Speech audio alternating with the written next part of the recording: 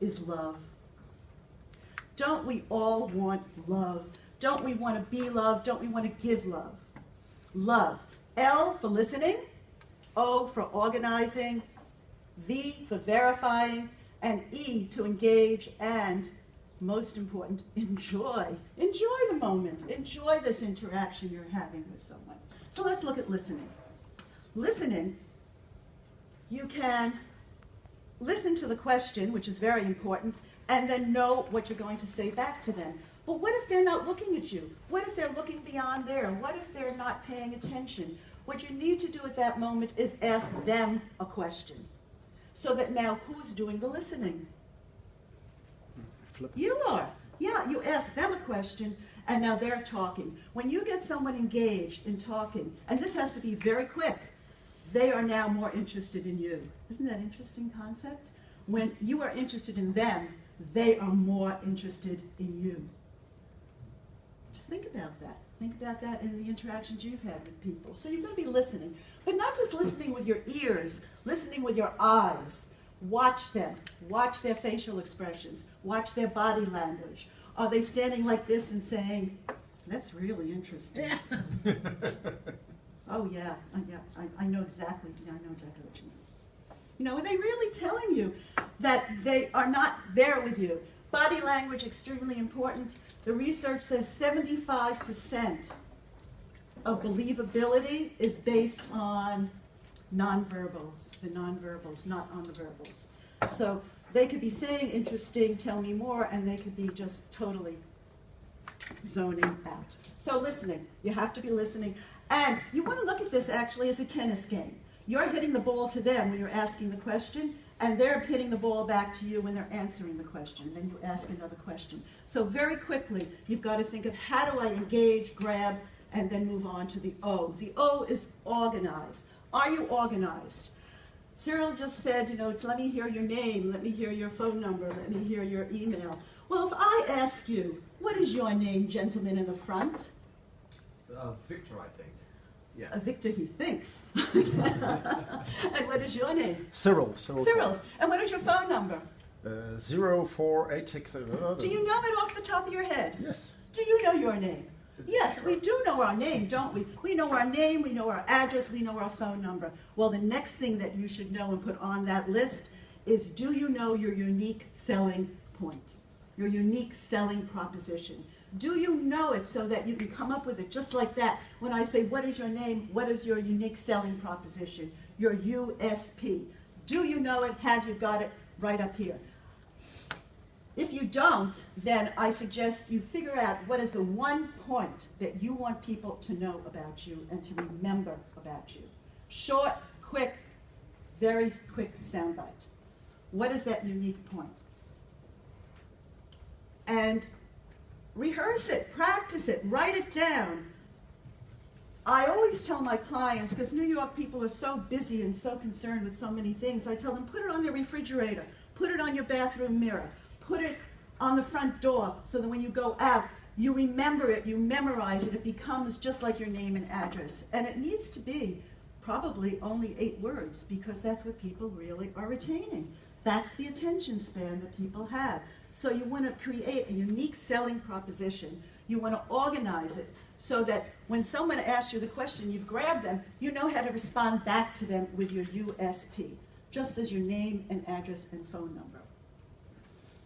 Now, the bad news here is that we now have to grab someone's attention in 8 seconds or less. 8 seconds or less. Why is that? Oh, I just told you the information from Microsoft. Yeah, but it's less seconds than a goldfish. So if you're talking to a goldfish, they might listen longer because a goldfish is 9 seconds.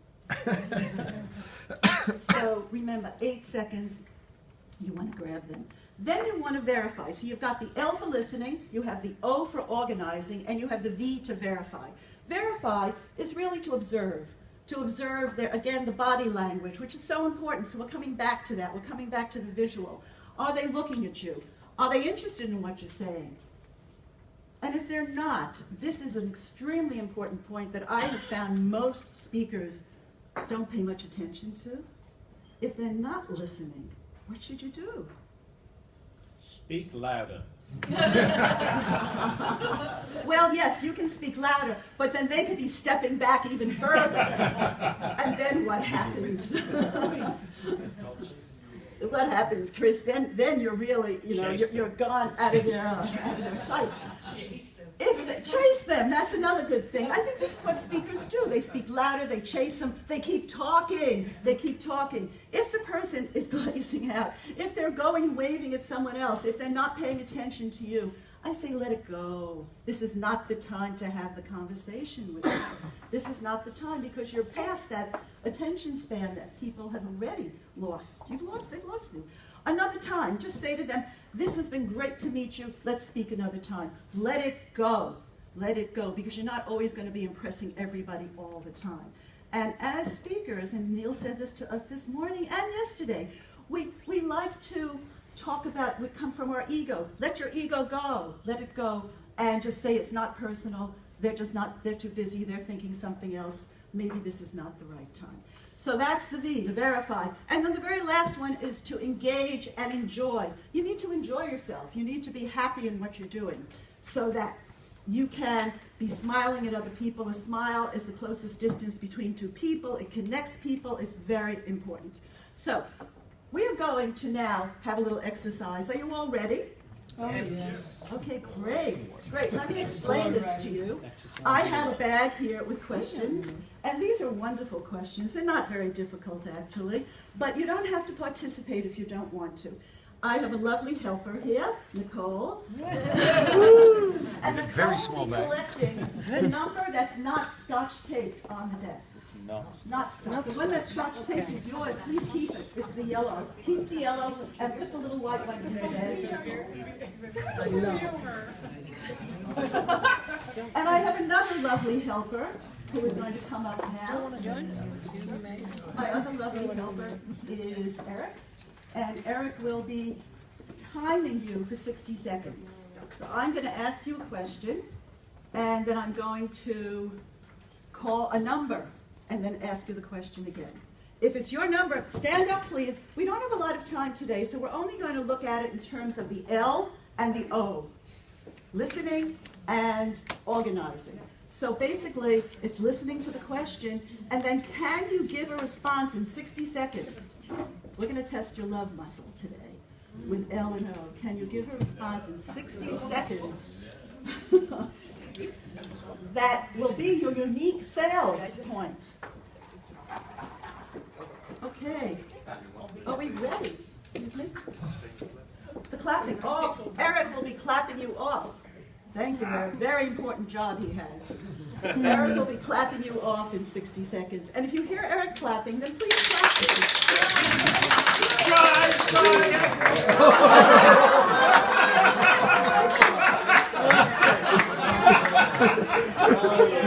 So you guessed that we have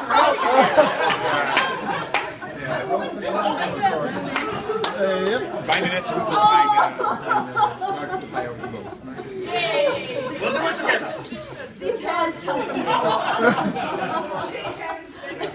They had a long journey. Okay, so we'll just use my hands. It's very good. Okay, so my first number is number 22.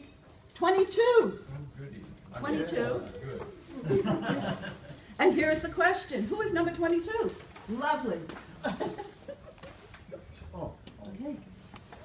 What is the number one motivator in your life right now? There you go. Thank you. The number one motivator in my life is way too short to stay home too long, which is one of the reasons why I come to visit people like you. And last year we went to South Africa and about 10 countries in Europe, and we're doing this year, as well as we're going to go see Nikki and in London in November, and Ruby this summer, and Australia in December. I mean, occasionally I'm going to be home because I got to make some money to pay for all this trip. Okay.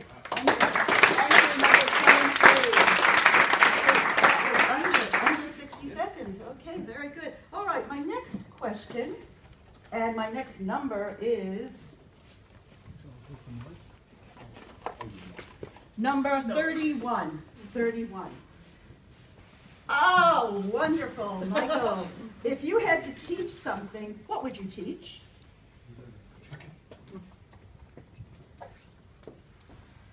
I'm a speaker, and beside my speaking business, I deliver over 2,000 seminars a year. Wow. And the beginning of the seminar is always the same. Everybody has to introduce himself. And it's always, over 30 years, like this. Hello, I'm Michael. I'm from Grefelfing, it's in the suburbs of Munich. I'm a speech and communication trainer. Always one sentence. And if someone has to open a convention, a meeting, always one sentence. A very warm welcome to all of you. My name is Michael. I'm glad to have you here. La la la la la la la la la la la la la la la la la la. Always the same. And I have the power and the technique to teach people to avoid this.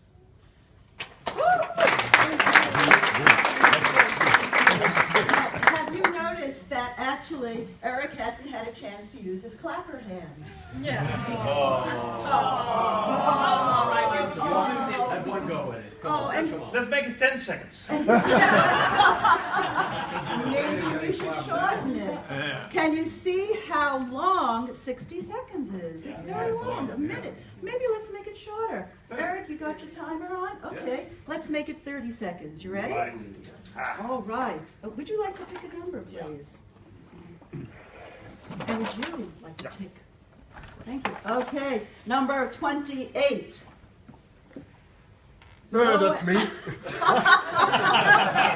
No. What is one thing have you not done that you really want to do? I think there's still quite a long list of things that I want to do. One of them is visiting some countries, so that's long. I want to go to South Africa this year, so that's already in the plans. Giving a TED Talk, but not TEDx, a real TED Talk. Sounds quite interesting that I want to do once in my life. A lot of other dreams.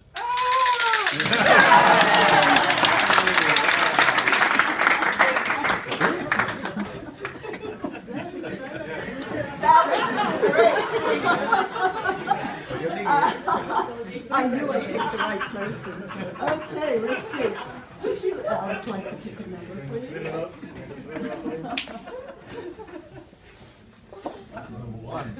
Number one. Who's Oh, Chris, would you like to pick a question, please? And would you read it, please? Sure. Who's number one? Oh, I think number one has left the room. He left the room. Another number. Number 20. Thank you. Number 20. That's me. Lovely.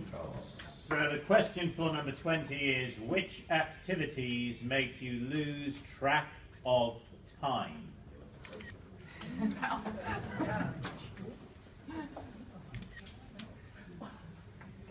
My second activity would be dancing, for sure.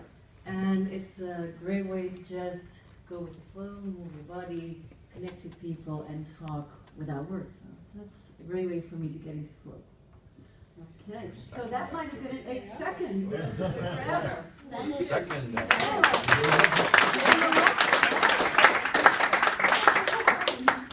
Who would like to pick a number now? Let's see. Would you please? Pick a number. 40. Number 40. Who is lucky 40? Oh. Would you like to pick a question?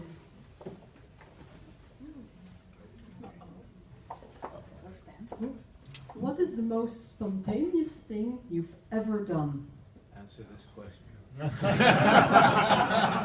Spontaneous answer. Well, I think that's interesting because last December I was going to give a keynote on a really large conference, and I saw that all speakers were having the same theme, and I just fell in love with an amazing man, and I thought the topic should be love for customers. So I rang the event organizer and asked, because I saw the lineup, I said, can I do something really weird?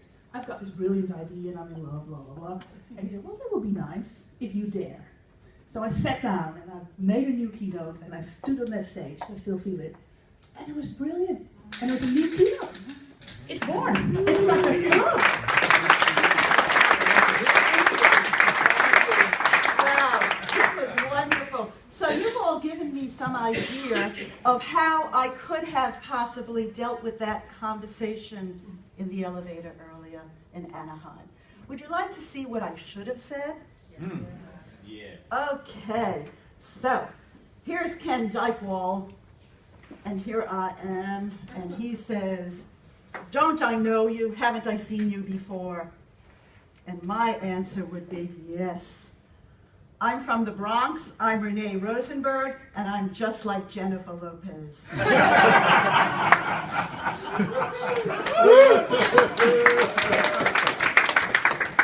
Would that have grabbed him? Yes, it would have grabbed him. And now I have to explain. So, because he's wondering, what is she talking about? He's looking me up and down and saying, okay. And I say, I'm just like her.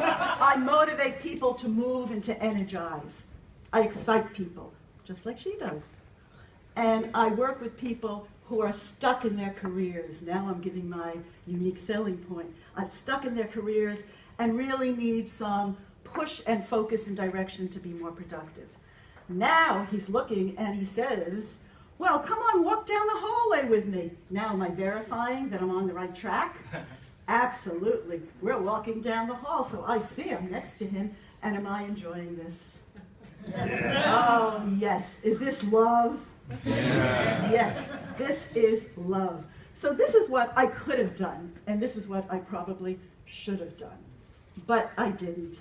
Now, I'd like to show you a very short clip of someone who has nothing to sell and has no idea what his unique selling proposition is. But this is none of us, but I thought I would show it to you because to show you how it could look if you have nothing to say. But not anyone in this room, because all of you do have a unique selling point. But let's just watch this and see how we should have.